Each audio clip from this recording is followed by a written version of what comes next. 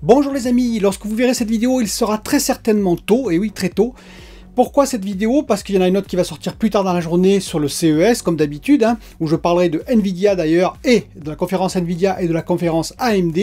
Mais cette vidéo est sortie tôt le matin, et elle va être tournée, vous allez voir, sans même générique, parce que j'allais m'apprêter à me coucher, et oui, pour faire un bon dodo, lorsque j'ai vu une vidéo qui est apparue assez tard, à plus de 23 h, sur les excuses publiques de Cyberpunk, et oui, par un des cofondateurs, Marcin Iwinski, alors je ne sais pas si ça se prononce comme ça, un Polonais, donc un des deux cofondateurs de CD Projekt Red, qui est venu publiquement dans une vidéo s'excuser sur YouTube, une vidéo sur YouTube s'excuser, eh bien, pour ce que, voilà, pour le déboire, on va dire, Cyberpunk 2077.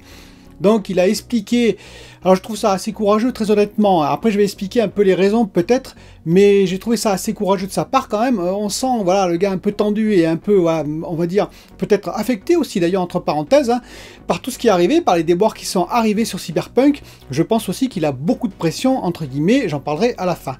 Et donc il explique, voilà, il a fondé CD Projekt il y a 25 ans et que c'était dans l'intention voilà, d'être au plus près des joueurs et de fournir des jeux de qualité, des jeux exceptionnels. Voilà, et donc il explique toutes les raisons, comment ça s'est arrivé ce déboire, mais surtout ce qu'il dit, ce qui est intéressant, il dit n'attaquez pas les développeurs, nos employés, parce qu'ils ont fait le maximum, ils ont fait un très très bon travail. Toute la responsabilité nous revient à nous le staff, c'est nous qui avons pris les décisions, en particulier de sortir le 10 décembre. Donc voilà, je voulais vous donner cette information, allez voir cette vidéo, elle est très intéressante, ça dure 5 minutes, vous avez les sous-titres en français, si vous ne captez pas bien l'anglais, vous avez les sous-titres en français, où vous allez voir tout le plan qui va détailler, en particulier, il explique donc évidemment les déboires, pourquoi ils ont eu des problèmes, et parce qu'ils ont commencé à développer sur PC, sur des PC très haut de gamme, et que petit à petit, ils ont voulu revenir sur les consoles ancienne génération, et avec tous les problèmes de stream, etc., et bien voilà, ils ont été un peu coincés, donc ils ont réussi à faire évoluer le jeu, mais malheureusement, malgré qu'ils aient repoussé le jeu au 10 décembre, ils ne sont pas arrivés à temps, grosso modo. Chaque jour, ils gagnaient un petit peu plus en termes de qualité sur les consoles old-gen, on va dire maintenant, la PS4 et la Xbox One, mais ce n'était pas suffisant. Donc ils ont repoussé au maximum et ils ont envoyé effectivement les jeux, tous ceux qui devaient, aux journalistes en question, sur les jeux old-gen, donc PS4 et Xbox One, ils ont envoyé le 8 décembre. Ce qui était largement trop tard, effectivement, pour vraiment faire, on va dire, une évaluation correcte sur ces jeux et pour avertir tous les joueurs de ce qui allait arriver. Alors la seconde phase est intéressante parce qu'il explique qu'il va mettre en priorité, qu'est-ce qu'il va mettre en priorité? Les patchs. Donc il y a un patch qui va arriver dans 10 jours, un patch on va dire qui va corriger quelques problèmes, et le plus gros patch arrivera apparemment en février. Et seulement après, on aura de dispo les DLC, les DLC vous savez gratuits, et on va dire les versions next-gen PS5, Xbox Series X n'arriveront probablement que donc, au deuxième semestre, je pense plutôt fin d'année 2021 si tout va bien. Voilà, donc c'est intéressant comme vidéo. Moi, qu'est-ce que j'en pense? Plusieurs choses. Premièrement, c'est quand même de sa part intéressant de voir un des cofondateurs de Cyberpunk s'excuser auprès des joueurs, auprès de nous finalement. Donc ça, c'est quand même assez courageux. On peut critiquer. Moi, je trouve qu'il y a peu on va dire, de dirigeants qui auraient fait ça. Donc c'est quand même notable.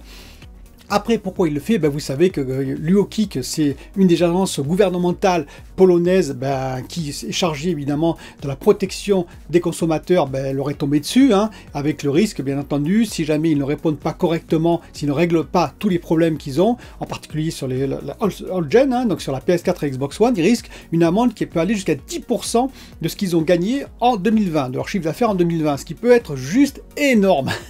Voilà, donc je pense qu'ils sont sous pression, entre les procès qu'il y a qui commencent à, on va dire, à se pointer entre guillemets aux États-Unis, mais également ailleurs, et également maintenant l'UOKiK qui est dessus. Je pense que voilà, ils veulent vraiment régler les problèmes. Donc c'était nécessaire qu'ils s'excusent publiquement. Déjà, c'était une première étape. L'étape la plus importante étant évidemment la correction des bugs et on va dire l'amélioration de l'expérience au maximum de ce qu'ils pourront faire sur PS4 et sur Xbox One. Une autre raison à noter, c'est que l'action, et oui, l'action de CD Projekt Red ne remonte pas, elle continue même à baisser, elle est arrivée au niveau à peu près de octobre 2019. Vous imaginez plus de 1 an et demi de perdu en termes de valorisation actionnariale. Donc vous comprenez pourquoi tous les actionnaires commencent à râler, les investisseurs commencent à râler. Donc voilà, je tenais à revenir vite fait sur cette information. Et surtout, n'oubliez pas, à 17 h, il y aura ma dernière vidéo qui concerne le CES, parce que certains abonnés m'ont dit, bon, tu vas parler de jeux, etc. Ben, vous voyez, j'en parle là actuellement, et j'en parlerai évidemment, je reprendrai un cours normal dès la semaine prochaine, peut-être même ce week-end, pour parler de jeux, pour parler aussi de consoles, etc., etc. A bientôt donc à 17 h, n'oubliez pas, pour ma dernière vidéo sur le CES, Consumer Electronics Show, sur AMD et Nvidia.